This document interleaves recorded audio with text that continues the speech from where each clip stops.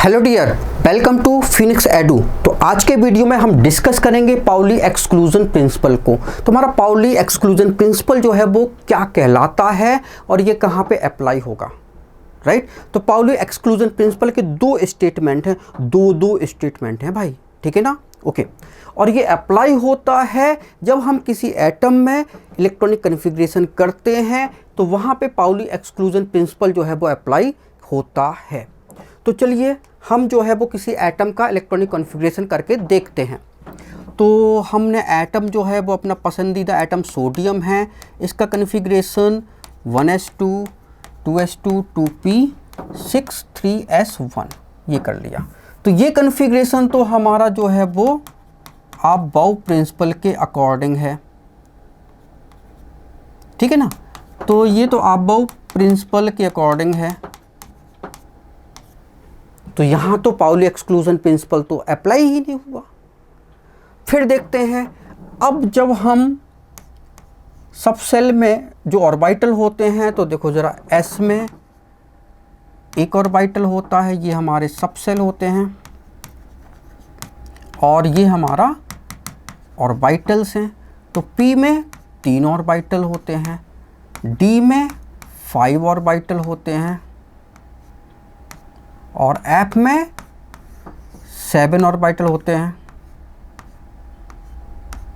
Clear है, okay. तो इसमें इलेक्ट्रॉन की फिलिंग करेंगे तो ये 2, इसमें करेंगे तो ये 2, इसमें करेंगे तो देखो जरा, ये जो ऑर्बिटल होते हैं इसके तो ये हमारे डिजेनरेट ऑर्बिटल कहलाते हैं। क्यों? क्योंकि इनकी एनर्जी जो है वो सेम होती है। इन तीनों ऑर्बिटल की एनर्जी सेम होगी, इन 5 ऑर्बिटल की एनर्जी सेम होगी, इन 7 ऑर्बिटल की एनर्जी जो है वो आइडेंटिकल होगी, राइट। तो जिस सब सेल के ऑर्बिटल की एनर्जी आइडेंटिकल है उनको हम डिजेनरेट ऑर्बिटल बोलते हैं, और वहाँ पे इलेक्ट्रॉन की फिलिंग जो है एक रूल के अकॉर्डिंग होती है, उसको हम हुंस रूल बोलते हैं। तो वो क्या है, इलेक्ट्रॉन फिल्ड होगा 1 by 1। तो when electron filling in a degenerate orbital, तो इलेक्ट्रॉन की फिलिंग कैसे करनी है, 1 by 1 with same spin, after that pairing them. इसके बाद अगर इलेक्ट्रॉन है तो ही आप पेयर्ड कराओ। क्लियर है, ओके। और इसमें एक ही इलेक्ट्रॉन भरा जाएगा। तो ये तो हमारा जो है वो हुंस रूल हो गया।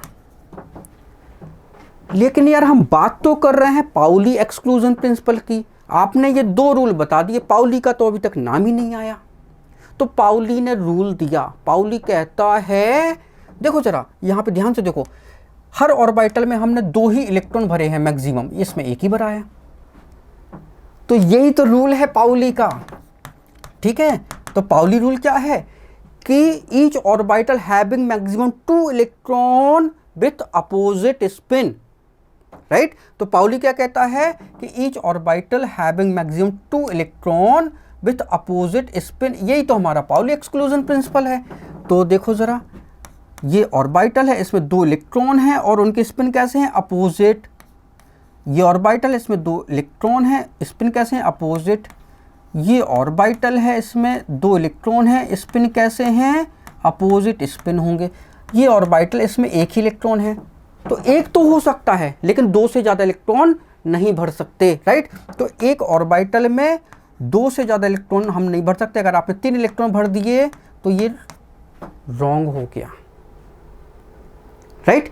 मैक्सिमम 2 ही भरना है, 2 से कम चलेंगे लेकिन 2 से ज़्यादा नहीं चलेगा, राइट। यही तो हमारा पाउली एक्सक्लूजन प्रिंसिपल कहलाता है कि each orbital having maximum 2 electron with opposite spin, ठीक है ना। तो पाउली एक्सक्लूजन प्रिंसिपल क्या कहलाता है कि each orbital having maximum 2 electron with opposite spin, right, okay. तो हम आगे बढ़ते हैं। ये तो हमारा स्टेटमेंट 1 हो गया। हमने बताए थे कि पाउली एक्सक्लूजन प्रिंसिपल के दो स्टेटमेंट है, दो। पहला स्टेटमेंट तो आपको पता चल गया कि each orbital having maximum 2 electron with opposite spin. Second statement कौन सा है, तो देखो जरा, सेकंड स्टेटमेंट जो है वो हमारा कौन सा होगा। तो फिर से हमको कॉन्फ़िगरेशन की ज़रूरत पड़ेगी, तो कर लेते हैं 1s2 2s2 2p6 3s1। हमने इलेक्ट्रॉन की फिलिंग कर दी, ठीक है। इलेक्ट्रॉन की फिलिंग जो है वो हम कर रहे हैं 1 2 3 4 5 6 और ये 1, राइट। पाउली कहता है कि आप एक एटम के कोई भी 2 इलेक्ट्रॉन ले लो। 2 इलेक्ट्रॉन किसके होने चाहिए? एक ही एटम के होने चाहिए, ये बात याद रखना, ठीक है। एक एटम के कोई भी 2 इलेक्ट्रॉन ले लो, चाहे ये दोनों ले लो, चाहे ये दोनों ले लो, चाहे ये दोनों ले लो, चाहे ये दोनों, चाहे ये दोनों, चाहे ये अकेला या ये दोनों, या इसके साथ ये ले लो, इसके साथ ये ले लो, इसके साथ ये ले लो, कोई भी 2 इलेक्ट्रॉन ले लो, या ये ले लो, या ये ले लो, या ये ले लो, कोई भी 2 इलेक्ट्रॉन ले लो। एक एटम के कोई भी 2 इलेक्ट्रॉन आप ले सकते हो, ये आपको छूट है, ठीक है ना। तो कोई भी 2 इलेक्ट्रॉन ले सकते हो। तो एक एटम के हम कोई भी 2 इलेक्ट्रॉन ले लें तो दुनिया पूछती ना कि इम्पॉसिबल कुछ नहीं होता। तो उनके लिए हम ये बताना चाहते हैं कि इम्पॉसिबल यहाँ पे एक चीज़ है। वो चीज़ क्या है? तो पाउली कहता है कि किसी भी एटम के 2 इलेक्ट्रॉन ले लो, उनकी चारों क्वांटम नंबर जो है वो सेम नहीं हो सकती। तो इम्पॉसिबल क्या है? It is impossible to same all 4 quantum number of an atom have 2 electron, ठीक है। तो किसी भी एटम के 2 इलेक्ट्रॉन लेने पर उनकी चारों क्वांटम नंबर सेम कभी नहीं हो सकती। इसी को हम पाउली प्रिंसिपल बोलते हैं, ठीक है। तो ये उसका सेकंड स्टेटमेंट है, राइट। तो अब हमने क्या किया, ये 2 इलेक्ट्रॉन ले लिए 1s के, ठीक है। तो 1s के 2 इलेक्ट्रॉन ले लिए, तो हम ऐसा लिख सकते हैं, ये 1s ये क्लॉकवाइज रोटेशन में है और ये 1s ये दूसरा इलेक्ट्रॉन एंटी क्लॉकवाइज रोटेशन में है। तो इसमें क्वांटम नंबर देखो, इसकी 4 quantum number n, l, m और s। इसकी 4 क्वांटम नंबर देख लो ज़रा, n, l, m और s। तो देखो ज़रा, जो हमारी n जो है, n तो हमारा क्या कहलाता है? Principal quantum number. तो 1 2 3 4 5, ठीक है। तो n इक्वल टू यहाँ 1 है, यहाँ 1 है, तो ये तो नंबर ऑफ सेल कहलाते हैं। तो ये फर्स्ट सेल, ये भी फर्स्ट सेल, तो यार ये तो सेम हो गई, ठीक है। अब हम l की बात करते हैं। तो l हम कैसे निकालते हैं? तो ये सब सेल के लिए होता है s p d f g। तो l वैल्यू जो है वो 0 1 2 3 4। तो s ऑर्बिटल में इलेक्ट्रॉन है तो l की वैल्यू कितनी होगी? 0, और इसके लिए भी कितनी होगी? 0। तो यार 2 क्वांटम नंबर सेम हो गई। अब m की बात करते हैं। तो m जो है वो हमारे क्या होता है? ऑर्बिटल के लिए होता है। तो s में एक ही बॉक्स है, p में 3 बॉक्स हैं, d में 5 और f में जो है वो 7 बॉक्सेस होते हैं, ठीक है। अब देखो इसमें 0, तो बीच वाले में 0 इलेक्ट्रॉन रखना है, ठीक है। 0 और ये 0। अब क्या करोगे? बताते हैं क्या करना है, ठीक है। पेन जो है वो थोड़ा सा चेंज कर लेते हैं, ओके। अब इधर +1 और इधर -1, इधर +1 +2 -1 -2, इधर -1 -2 -3 +1 +2 एंड +3। क्लियर है? ओके। तो इलेक्ट्रॉन कहाँ है भाई? ये तो s ऑर्बिटल में इलेक्ट्रॉन है। तो m की वैल्यू s के लिए कितनी होगी? 0। तो ये भी 0। तो 3 क्वांटम नंबर तो सेम है, तो फिर चौथी अलग होनी ही चाहिए, राइट। तो चौथी क्वांटम नंबर अलग होनी ही चाहिए। अगर सेम हो गई तो पाउली एक्सक्लूजन प्रिंसिपल जो है वो टाए फिस, राइट। तो चौथी क्वांटम नंबर देखते हैं भाई। ये क्लॉकवाइज रोटेशन में है, तो क्लॉकवाइज में s जो है अगर आपने +½ लिया तो एंटी क्लॉकवाइज में आपको ये -½ लेना ही पड़ेगा। तो ये चौथी क्वांटम नंबर जो है वो यहाँ पे डिफरेंट हो गई, राइट। तो एक एटम के कोई भी 2 इलेक्ट्रॉन ले लो, उनकी चारों क्वांटम नंबर कभी भी सेम नहीं हो सकती। क्लियर है? ओके। अब मान लो हम 2 इलेक्ट्रॉन जो है वो कोई और चुनते हैं, ठीक है। एक ये ले लेते हैं और एक इसका ले लेते हैं, राइट। तो 1s का ये क्लॉकवाइज और 2s का जो है वो भी हम क्लॉकवाइज ले लेते हैं, ठीक है। तो कम से कम स्पिन क्वांटम नंबर तो सेम हो जाए, ठीक है। तो अब देखो ज़रा, इसके लिए 4 quantum number, n equal to इसके लिए 1 है, और इसकी 4 क्वांटम नंबर देख लो ज़रा, n इक्वल टू इसके लिए 2 है। ये तो पहले ही डिफरेंस आ गया यहाँ पे, ठीक है ना।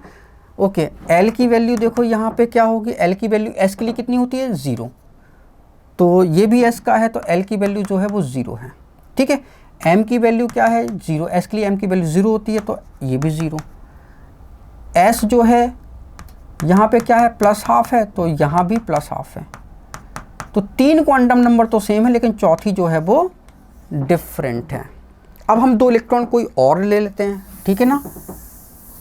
अब मान लो हमने ये ले लिया और इसका ले लिया, तो 2s का क्लॉकवाइज एंड 2p का जो है वो क्लॉकवाइज। अब इसकी चारों क्वांटम नंबर जो है वो हमको बतानी है, n, ठीक है। इसकी भी चारों क्वांटम नंबर जो है वो हमको बतानी है, n, l, m, s, ठीक है। तो n जो है इसके लिए 2 है, यहाँ भी 2 है, ये तो भाई सेम हो गया। l जो है ये s में है, तो l की वैल्यू 0, और ये p में है, तो l की वैल्यू जो है आएगी 1, ठीक है। p के लिए l की वैल्यू आती है 1, ठीक है। ये क्वांटम नंबर अलग हो गया। m की वैल्यू देखो ज़रा, m की वैल्यू जो है वो ये कहाँ s का है, तो m की वैल्यू 0, और m की वैल्यू चूँकि ये इलेक्ट्रॉन कहाँ है, 2p का है, तो 2p में इलेक्ट्रॉन यहाँ पे जाएगा, ठीक है। इलेक्ट्रॉन जो है वो आप ऐसे भरोगे 1 2 3 4 5 6, राइट। तो ये वाला इलेक्ट्रॉन लिया, तो इसकी वैल्यू क्या होगी, -1 0 +1, राइट। तो m जो है वो -1 हो गया। अब s की वैल्यू क्या होगी, s की वैल्यू ये क्लॉकवाइज में +½ ले लो, एंटी क्लॉकवाइज में ये -½ हो जाएगा, सॉरी ये भी +½ हो जाएगा, क्लॉकवाइज है, ठीक है। तो बस इसमें कितनी क्वांटम नंबर सेम है, इसमें जो है हमारी ये एक सेम है, l की वैल्यू अलग है, m की वैल्यू भी अलग है, s की वैल्यू सेम है, तो 2 क्वांटम नंबर सेम है, 2 डिफरेंट हैं, ठीक है ना। तो एक एटम के 2 इलेक्ट्रॉन लेना है, ठीक है ना। एक ही एटम के 2 इलेक्ट्रॉन लोगे तो उनकी चारों क्वांटम नंबर कभी भी सेम नहीं हो सकती, ठीक है। मैक्सिमम 3 सेम हो सकती है, चौथी तो डिफरेंट आएगी है, क्लियर है। यहाँ पे 2 सेम है, 2 डिफरेंट हैं, ओके। तो हमने एक ही एटम क्यों बोला, मान लीजिए आप ऐसा करते, ये सोडियम है और ये मैग्नीशियम है, आपने कहा 1s2 2s2 2p6 and 3s2, ठीक है। आपने ये 2 इलेक्ट्रॉन ले लेते हैं पहले, ठीक है। सोडियम का 1s का एक इलेक्ट्रॉन और मैग्नीशियम के 1s का एक इलेक्ट्रॉन, तो इनकी तो क्वांटम नंबर चारों सेम हो जाएंगी, राइट। तो पाउली एक्सक्लूजन प्रिंसिपल कहाँ लगेगा कि एटम जो है वो सेम हो और उसके 2 इलेक्ट्रॉन लेना है, ठीक है। एक ही एटम के 2 इलेक्ट्रॉन, ठीक है। तो एक ही एटम के जब आप 2 इलेक्ट्रॉन लोगे तो उनकी चारों क्वांटम नंबर जो है वो कभी भी सेम नहीं आ सकती, इसी को हम पाउली एक्सक्लूजन प्रिंसिपल बोलते हैं। Thank you so much for watching this video. अगर वीडियो अच्छा लगा है तो प्लीज़ उसको लाइक करो, अगर आपने चैनल को सब्सक्राइब नहीं किया है तो चैनल को प्लीज़ सब्सक्राइब करो, आप कमेंट्स भी कीजिए, right. Thank you so much for watching this video.